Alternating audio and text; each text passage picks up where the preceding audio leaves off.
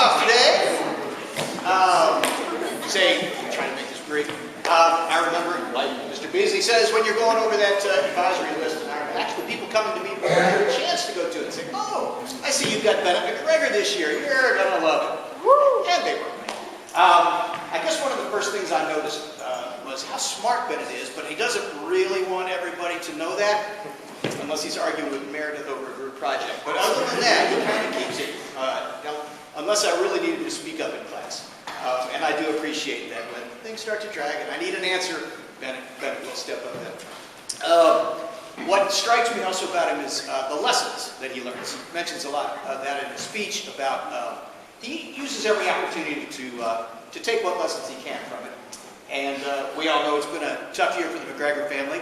And I'm really proud that Bennett has chosen to say a little bit about that too and the lessons he's learned from that. So, Bennett.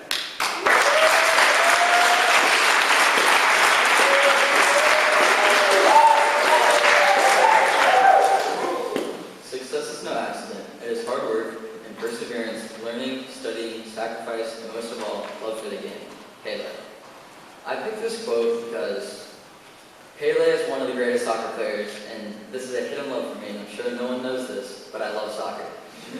I could just say this, but it is also because this can be used in all parts of your life, off the field also. You can apply this quote to school, regular life, or athletics. This is because in all parts of life, hard work, learning, studying, perseverance, and sacrifice are very important parts of life. Physical. Sports have always been a way to get away from stress and worries once I'm on the court or on a field. Basketball has been a sport that runs in our family for as long as I can remember. I do try to quit every year, but I think my parents know me better than I do since I always end up having fun. Basketball is something I've always been interested in, but I've never taken seriously. Basketball did help me realize something really important this year, and mindset is all that is needed to excel. I've always been really scared and nervous to shoot in basketball since I don't practice as much as I do other sports. So in my head, I told myself I couldn't do it. Once I realized that trusting yourself was the most important thing, well, I may not shoot more now, but when I do, I trust that it'll go in. It may not, but Mr. Newberry has always taught me that as long as you chase your shot and get the rebound, then missing isn't that big of a deal. Lacrosse is more of a recent love for me. I remember in 5th grade, I was convinced to join the Lacrosse team, and I haven't thought about my decision since. The only reason I ended up joining was because I was told I could hit anyone with a stick as long as I missed their head. But my love for the game has grown much more. The first lacrosse coach I ever had was Mr. Campbell, and I would like to thank him for all the stories he told me to convince me to play. Lacrosse is such a unique and confusing sport that I thought I could never understand it, and now it's my favorite, behind soccer. Writing in English class. Always trapped in the outline, wondering what the expectations are. Never allowed to fully feel free in my writing. This year in English, Mr. Beasley has set up our writing assignments with expectations and ideas, but also allows the option to choose your own stance on the subject or your own perspective. This is something that made my writing grow to a much higher level in such a short period of time. This year we have written 3 essays about different banned books in the public school system. This is another part I have enjoyed about Mr. Beasley's class, that the books we read are banned in many public school systems, and yet he trusts us enough to allow us to read them. The trust we are given in English class this year has been the greatest benefit for me. The trust to do different subjects for our essay, the trust to do different type of project, and all other types of trust Mr. Beasley has given us. The other subject I feel I have grown tremendously in is math. I've always been a good math student, and I've always earned good grades, but I've always been scared to ask questions. Whenever I would miss a day, I would come back to school and be nervous to ask my teacher's questions, which caused me to fall further behind in all my classes. This year I missed some days due to being sick, including 2 classes where we learned a new topic in math. I summoned the courage to ask Ms. T for help, and well, she helped me. I'm not sure what I was expecting, to be honest. Something so simple, but I think so challenging for students is just asking for help. I finally realized that at Collegiate, all teachers are here for you and will love to help you. Social. Soccer is something I've done since I was born. There was a program in an indoor facility called MacGregor for only 5-year-olds and up, and I was definitely not that age. I was a lot younger. but I was pushed to play and I loved it. Soccer has always felt like a tight-knit group that I've always been with, since a lot of the players I play with right now were also at these MacGregor trainings with me. I have played for the same club for my whole life, and I have loved my team the whole time. I have thought many times about leaving and joining Blue City, but I never have, and I don't think I will, since the memories I have with my team. My favorite memories aren't even on the pitch, even though winning games and winning tournaments is definitely fun. What I enjoy the most is being at the hotel together as a team. My favorite memory is when my dad couldn't make it to our tournament, and instead he bought a room for me to stay in. This was a great idea. My room became the hangout room, and all 15 teenage soccer players on sugar highs ran around my room. This lasted 30 minutes, and then I got a noise complaint, and they said I had to quiet down or they would have to ask me to leave. And I didn't have anywhere to go. I didn't tell my dad this part, but once everyone left, except a couple of teammates who ended up sleeping in my room, we thought everything was okay.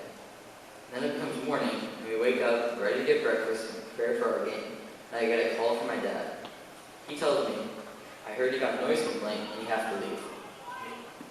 I didn't know how he knew about this noise complaint.